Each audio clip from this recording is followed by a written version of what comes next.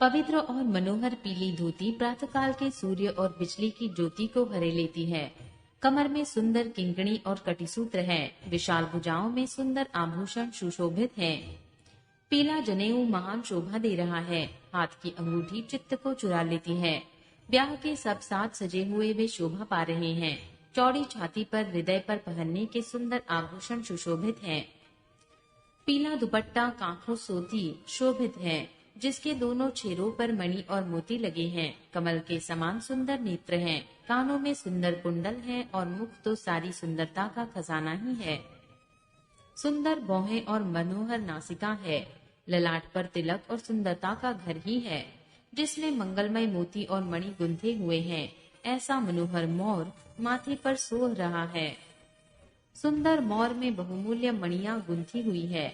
सभी अंग चित्त को चुराए लेते हैं। सब नगर की स्त्रियां और देव सुंदरियां दूल्हा को देखकर तिनका तोड़ रही हैं और मणि वस्त्र तथा आभूषण निछावर करके आरती उतार रही हैं और मंगलगान कर रही हैं।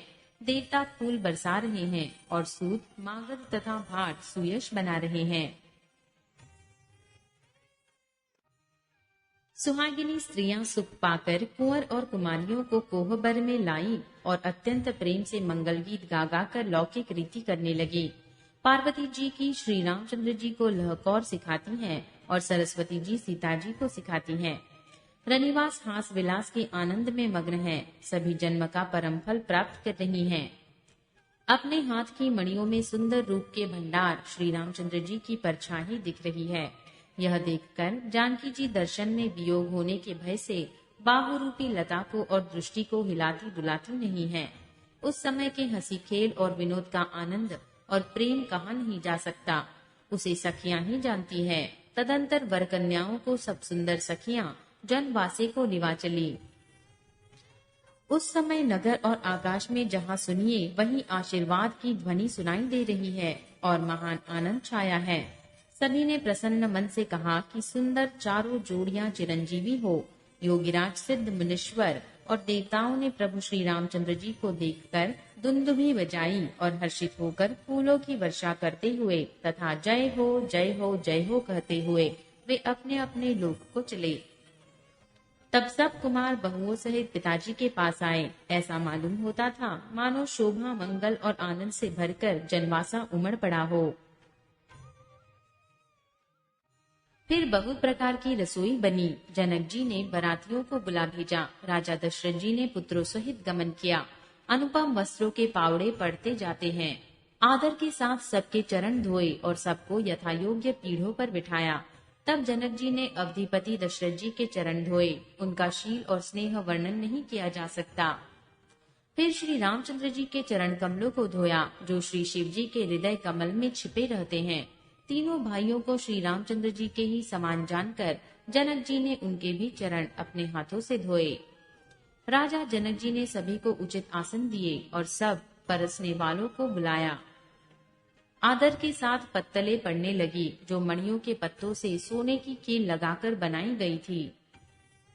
चतुर और विनीत रसोइये सुंदर स्वादिष्ट और पवित्र दाल भात और गाय का सुगंधित घी क्षण भर में सबके सामने परस गए। सब लोग पंचकौर करके अर्थात प्राणाय स्वाहा, अपानाय स्वाहा, व्यानाय स्वाहा, उदानाय स्वाहा और समानाय स्वाहा इन मंत्रों का उच्चारण करते हुए पहले 5 ग्रास लेकर भोजन करने लगे। गाली का गाना सुनकर वे अत्यंत प्रेममग्न हो गए। अनेकों तरह के अमृत के समान स्वादिष्ट पकवान परसे गए, जिनका बखान नहीं हो सकता। चतुर रसोइये नाना प्रकार के व्यंजन परसने लगे। उनका नाम कौन जानता है। 4 प्रकार के चरवैय, चौष्य, लेह, पेय अर्थात चबाकर, चूसकर, चाटकर और पीकर खाने योग्य भोजन की विधि कही गई है। उनमें से एक एक विधि के इतने पदार्थ बने थे कि जिनका वर्णन नहीं किया जा सकता। चारों रसों के बहुत तरह के सुंदर व्यंजन हैं। एक एक रस के अनगिनती प्रकार के बने हैं। भोजन करते समय पुरुष और स्त्रियों के नाम ले लेकर स्त्रियां मधुर ध्वनि से गाली दे रही हैं। समय की सुहावनी गाली शोभित हो रही है। उसे सुनकर समाज सहित राजा दशरथ जी हंस रहे हैं। इस रीति से सभी ने भोजन किया और तब सबको आदर सहित आचमन दिया गया। फिर पान देकर जनक जी ने समाज सहित दशरथ जी का पूजन किया। सब राजाओं के सिरमौर श्री दशरथ जी प्रसन्न होकर जनसेवा को चले। जनकपुर में नित्य नए मंगल हो रहे हैं। दिन और रात पल के समान बीत जाते हैं। बड़े सवेरे राजाओं के मुकुटमणि दशरथ जी जागे। याचक उनके गुण समूह का गान करने लगे। चारों कुमारों को सुंदर वधुओं सहित देखकर उनके मन में जितना आनंद है वह किस प्रकार कहा जा सकता है। वे प्रातः क्रिया करके गुरु वशिष्ठ जी के पास गए। उनके मन में महान आनंद और प्रेम भरा है। राजा प्रणाम और पूजन करके फिर हाथ जोड़कर मानो अमृत में डुबोई हुई वाणी बोले, हे मुनिराज सुनिए, आपकी कृपा से आज मैं पूर्ण काम हो गया। हे स्वामीन, अब सब ब्राह्मणों को बुलाकर उनको सब तरह से सजी हुई गायें दीजिए। यह सुनकर गुरुजी ने राजा की बढ़ाई करके फिर मुनिगणों को बुलवा भेजा।